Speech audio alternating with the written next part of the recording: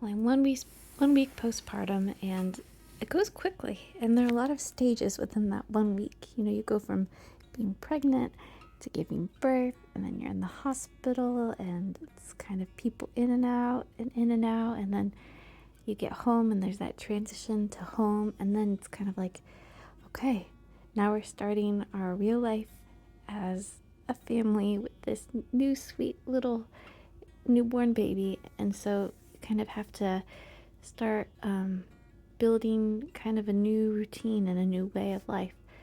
So I really like to make my bed, get dressed, put my contacts in, stuff that just makes me feel presentable and just makes me feel like myself and kind of like ready to face the day, ready to see people.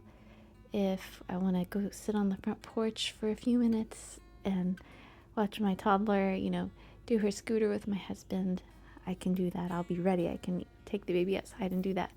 So I feel like as long as I'm able, it's good to just kind of get back into my normal rhythms. Postpartum, I'm trying to like chug the water and really keep the liquids coming for multiple reasons, breastfeeding being one of them. Speaking of breastfeeding, I really do like these disposable pads. They're the brand is Lansano, I think that's how you pronounce it. I'm not sure, but I feel like I like the shape of them and they stick pretty well. I've also been using these kind of like nipple covers that are made out of silver. They're called silverettes, and I've been using them in conjunction with this healing ointment.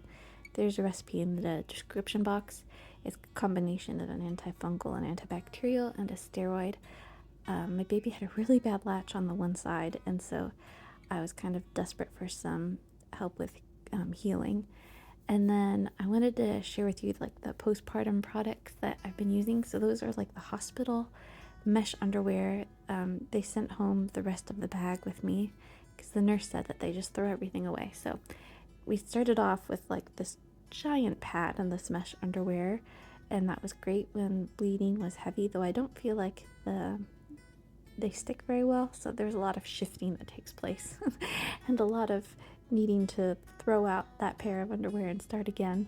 And then the hospital also provided these like slightly smaller pads, which I never used in the hospital because the bleeding was too heavy, but I did bring them home, and I feel like they're good for after the first couple days.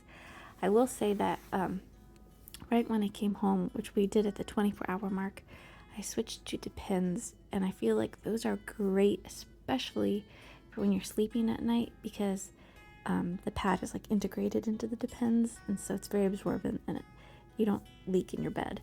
I've also tried this time the Frida Mom postpartum disposable underwear, and I really like the cut of them. They're like a boy short, and I like combining them with the Always like overnight pads with wings. However, my gripe with the Frida Mom postpartum underwear is that the material is really not super soft. So like I wore them for a couple days, and I don't know, I felt like because I was sitting so much that they were just kind of uncomfortable. And then in the morning after making my bed, I like to gather up the diapers that have accumulated overnight. You can kind of gauge what kind of night it was based on how many diapers there were. It was only a 3 diaper night, so I think I got some more sleep that night. And then bring them down, and then I pretty much just get settled in right there in that spot, and I kind of just spend the day nursing and changing diapers. I think like my 1 week goal, like the first goal, was really just to establish breastfeeding well, and that's a big enough goal because you're teaching a sweet little new baby how to eat, and it takes a lot of focus and attention, and for some reason we really struggled, particularly with a bad latch on the left side. It was really really exceedingly painful, but I did like the silverettes. I don't know if they really truly work for like moist wound healing as they claim, but it was nice to keep like damaged nipples from sticking to my bra and my nursing pad, and it was like a good friction barrier. So anyways, you can see that's feeling super comfortable there. I will say that right around the 7-day mark, that's kind of when it clicked, and I felt like we cracked the breastfeeding code, and it started to go much better. So part of what helped was being reminded through a YouTube video that I have linked in the description box that was very helpful.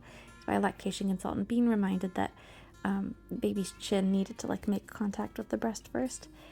But anyways, because our latch was so bad on the left side, I was not really being emptied of milk as my supply was going down. So I started pumping on the left side in addition to nursing, and the supply came back up, and all is well now. I feel like breastfeeding is going much better at this point. The second goal, I feel like for week 1, is to get some sleep and kind of overcome the exhaustion from being in the hospital, and people just coming in, it seems like constantly, for good reason though, but there doesn't really seem to be much opportunity to sleep in the hospital. If you've figured out how to sleep in the hospital, you should let me know what your tricks are. One thing that helped was using a white noise app on my phone. So I would like kind of blast that. So I would nurse the baby and then blast that and hope for the best. But often people would come in and like need to draw blood or do this or that. But anyways, my husband took the toddler and the older boys to get some estimates for getting our van repaired.